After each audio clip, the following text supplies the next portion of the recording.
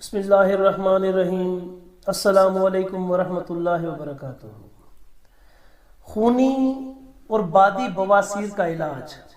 اب بواسیر کا علاج جو ہے یہ نہایت ہی آسان علاج ہے اور بہت ایک عام علاج بھی ہے۔ اب اس کے طریقہ کار صرف ہونا چاہیے۔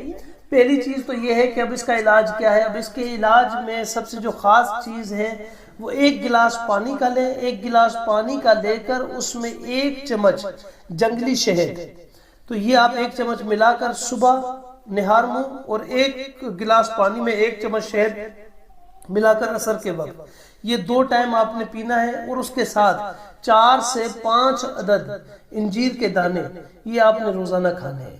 اگر آپ یہ روزانہ کھا لیتے ہیں 5 سے 6 دانے تو انشاءاللہ 1 گلاس پانی کے ساتھ روزانہ صبح اور شام یہ 2 ٹائم کرنا ہے آپ نے۔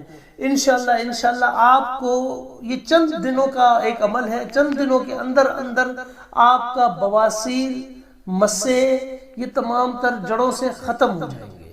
دوسرا اس کے علاوہ اگر کسی کو انجیر کا تازہ پھل مل جاتا ہے تو اس کا دودھ نچوڑ لے، تو اس کا دودھ نچوڑ کر اگر وہ مسوں پر لگایا جائے تو مسے بالکل ختم ہو جاتے ہیں۔ یہ آپ عمل کریں، انشاءاللہ اس سے خونی بادی بواسیر بھی ختم ہو جائے گا، مسے بھی ختم ہو جائیں گے، موقع جسے کہتے ہیں یہ موقع بھی انشاءاللہ ختم ہو جائیں گے، کیونکہ موقع جو ہوتے ہیں وہ موقع بھی بواسیر کی وجہ سے ہی ہوتے ہیں۔ تو یہ بواسیر کی وجہ سے جو موقع بن جاتے ہیں یہ موقع بھی اللہ کے حکم سے پھر ختم ہو جاتے ہیں۔ اس کی سب سے خاص وجہ کیا ہوتی ہے؟ پرانی قبض، تبخیر معدہ اور کرسی نشینی، یہ 3 چیزیں ایسی ہوتی ہیں کہ ان چیزوں کا مقعد کے آپس کی جو اندرونی اور بیرونی وریدوں میں خون کا ٹھہراؤ ہو جاتا ہے، جس کی وجہ سے وہ رگیں پھول کر مسوں کی صورت میں باہر نکل آتی ہیں یا اندر کی طرف رہتی ہیں۔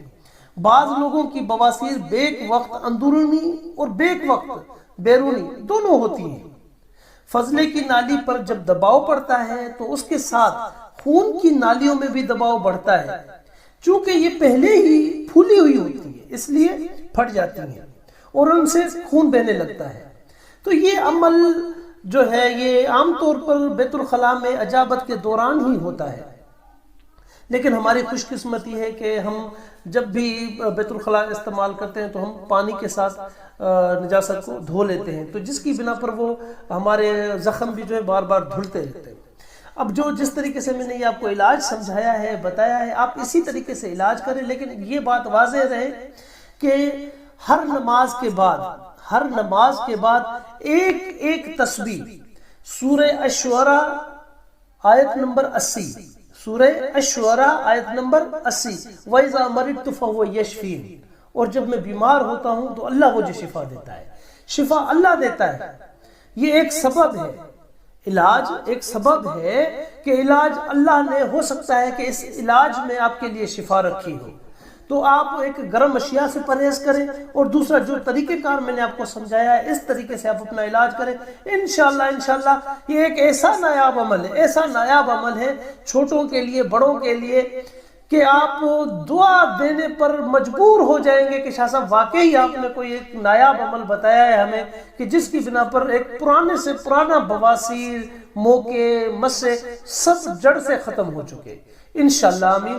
مجھ حقیر و فقیر کو دعا میں لازم یاد رکھا کریں۔ السلام علیکم ورحمۃ اللہ وبرکاتہ۔